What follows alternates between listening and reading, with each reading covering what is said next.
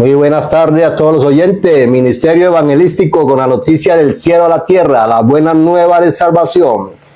Queridos oyentes, hoy les queremos compartir la linda enseñanza, esta historia en el libro de Génesis, en el capítulo 46, donde la salida del pueblo de Israel, de Jacob, sus hijos y sus hijos y sus hijos, programan el viaje para Egipto, para salir a Egipto, el plan de Dios contra Jacob y su familia.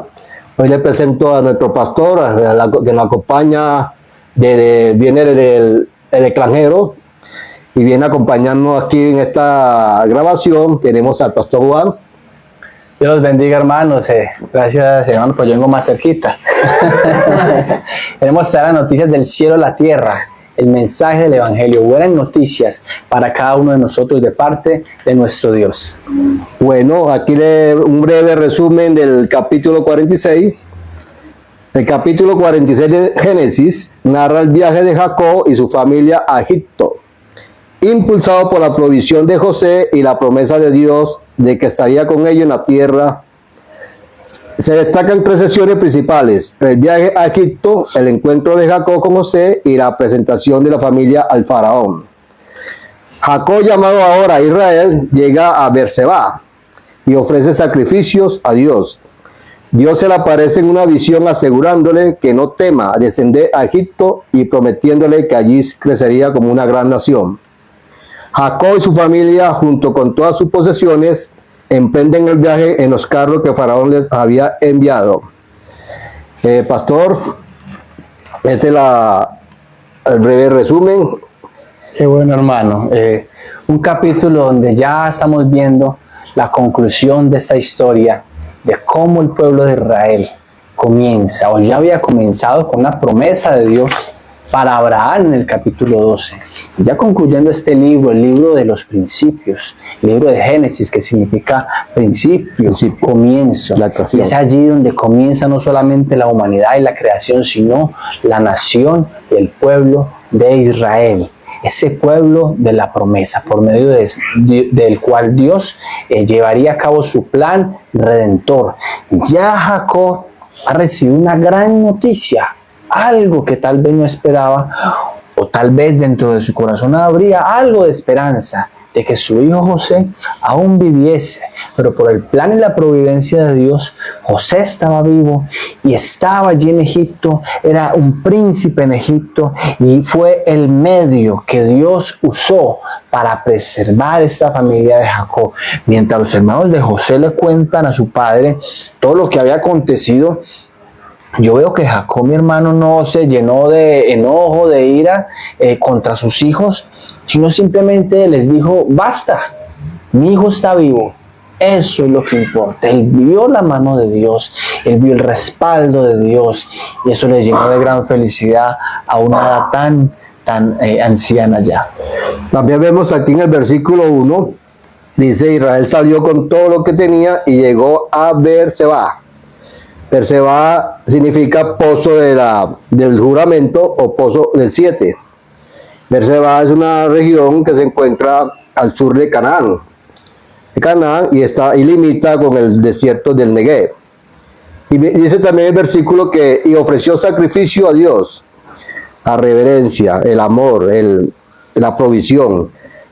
Poner todo en manos de Dios antes de nuestra salida, de todo lo que tengamos que hacer antes de Dios. Eso fue lo que hizo Jacob, poniendo en manos de Dios, y que Dios ratificara que le iba a acompañar, que iba a estar con él en ese viaje. Por eso ofreció sacrificio. Y Dios llamó a Israel en una visión. Dios también allá se le había presentado en visión a Abraham, a Samuel, a muchos. Y Dios habló a Israel y lo llamó 2 veces por su nombre, su propio nombre original, Jacob, porque él ya después se llamó Israel. Pero 2 veces Jacob, que significa identidad, que ese fue el nombre que lo colocó, y que con él directamente estaba hablando, y que él tenía que, al llamarlo Jacob, era que Jacob tenía que poner toda su confianza en Dios, que Dios le iba a respaldar en ese viaje y que Dios le iba a guiar. También, mi hermano, amén. Eso, hermano. Jacob adoró a Dios y Dios le habló y Dios le dio ese sello, esa certeza y esa paz para que viajara, porque Dios iría con él, porque seguro que él tendría temor e incertidumbre de qué pasaría con él y su familia, pero Dios le dio su palabra de confianza y su promesa de que él estaría con ellos allí en Egipto. También nos habla aquí en el versículo 3 y dijo, yo soy Dios, el Dios de tu padre. Aquí le está recordando que es el mismo Dios de pacto, el mismo Dios que cumple su promesa, la misma promesa que le había dado a Abraham, a Isaac, y también se la está dando a Jacob. Y que tenía que confiar en él, que tenía que salir de ahí y que él lo iba a respaldar en todos y que iba a hacer de él una gran nación y que él lo iba a guiar. Amén, hermano, amén. El plan de Dios estaba consumándose, estaba concluyéndose con esta familia, y era allí el lugar donde Dios había determinado llevarles por medio de una hambruna. Dios orquestó todo porque Él es soberano y Él tiene el control de todo. Aún la hambruna Dios la usaría con este propósito.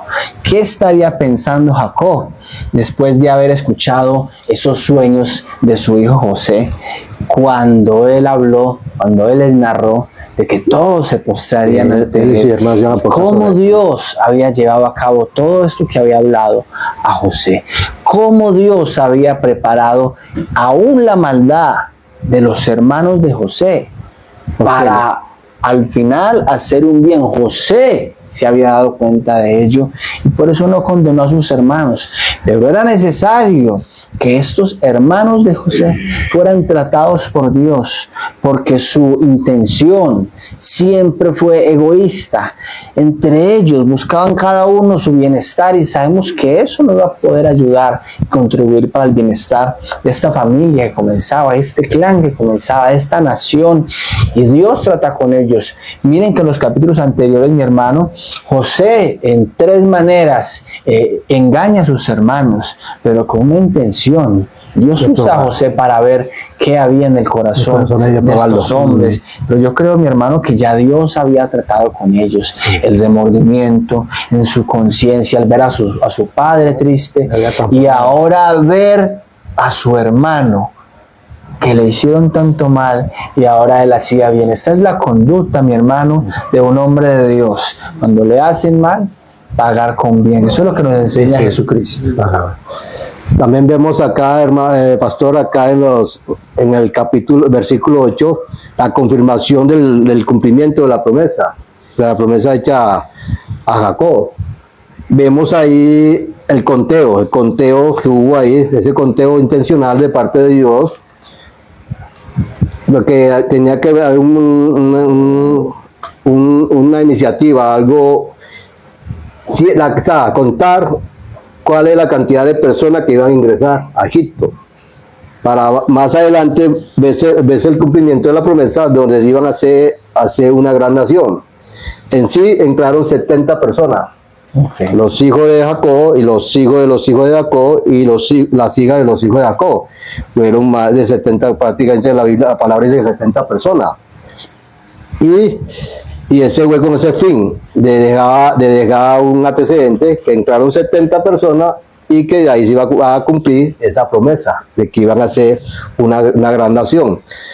También vemos, pastora, que en estos versículos el encuentro de José y de Jacob y José, vemos que cuando entra, vemos primero que Jacob envió delante de sí a Judá, para que Judá los guiara, los llevara y llegara primero y le comentara y le hablara a José para que se encontraran en Gosén.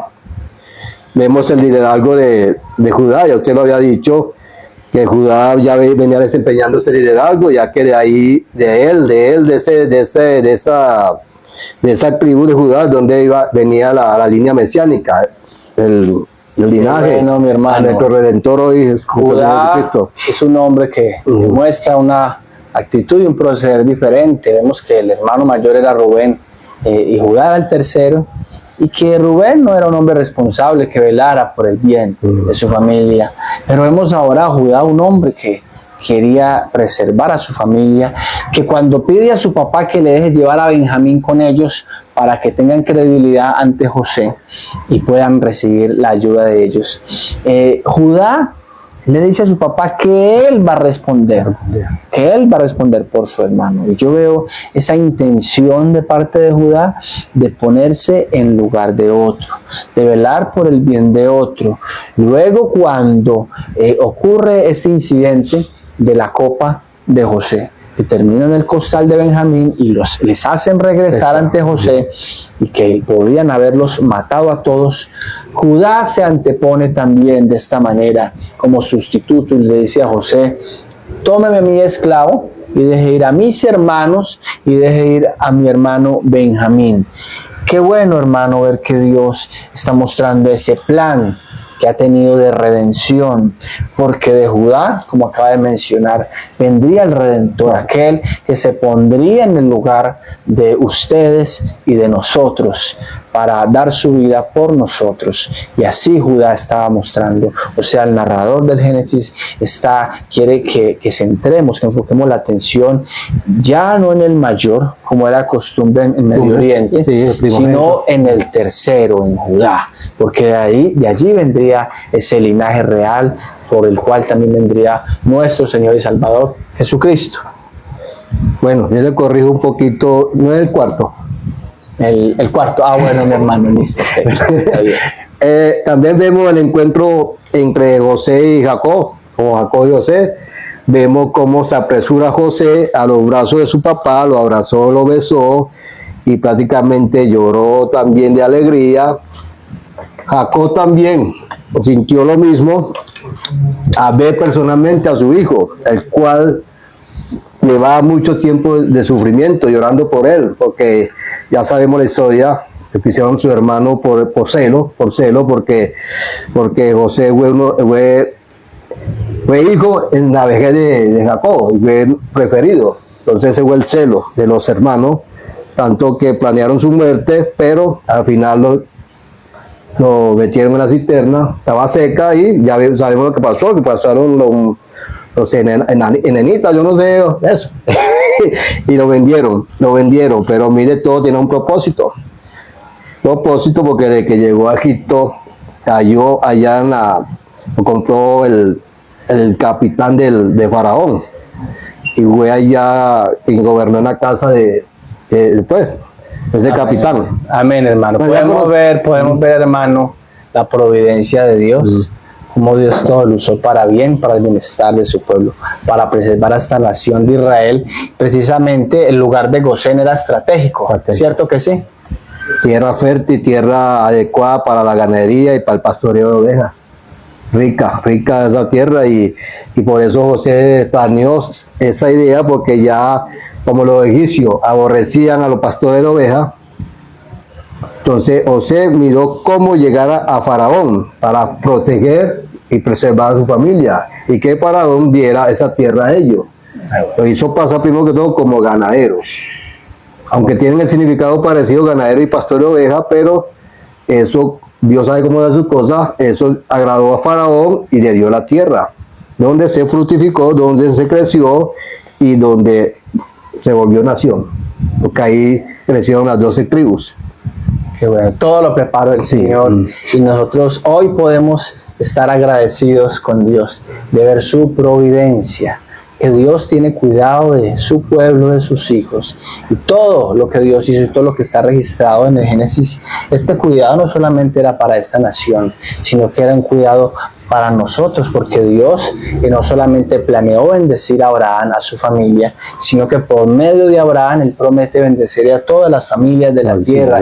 Nosotros somos bendecidos, alcanzados, hijos de Abraham por la fe. Entonces toda esta conclusión que se va ya desarrollando en el libro de Génesis nos debe llevar a confiar, a recordar de que independiente de las circunstancias que puedan acontecer en la vida del pueblo de Dios, Dios todo lo tiene preordenado para ese plan final, para ese plan de salvación, porque lo más importante para Dios es la salvación, es el plan que prima en toda la escritura, la redención del hombre. Y aunque pasen cosas en nuestras vidas, en personas que nos rodean, tenemos que confiar de que todo va a apuntar al plan salvífico de Dios y que al final vamos a estar gozosos y agradecidos con nuestro Dios. Sí, hermano, sí, pastor. Dios es un Dios justo, un Dios que ordenado, un Dios que le gusta el orden, un Dios que sabe lo que hace y que todo tiene un propósito para nuestro bien. Qué bueno, ¿qué tal? Le damos gracias al Señor por esta palabra. Sí. Gracias, bendito Dios, por tu palabra, gracias por tu enseñanza, por tu Santo Espíritu en nosotros, gracias. Gracias por darnos esa dicha de compartir tu palabra, de que esta palabra llegue a toda persona, mi Señor, que la necesite y que conozca más de ti, de tu historia, de tu palabra, de tu Biblia. Gracias por tu Santo Espíritu en este lugar, mi Señor. Te agradecemos, te bendecimos y, mi Señor, guíanos a ser obediente a tu palabra. Guíanos, mi Señor, a vivir conforme a tu palabra, a ser piadoso, mi Señor, a ser temeroso de ti, mi Señor, y que todo lo que hagamos, lo hagamos para ti, mi Señor, agradándote en todo. A ti la gloria y la honra, en el bendito y santo nombre de nuestro Señor Jesucristo. Amén. Amén. Dios los bendiga. Gracias. Dios los bendiga.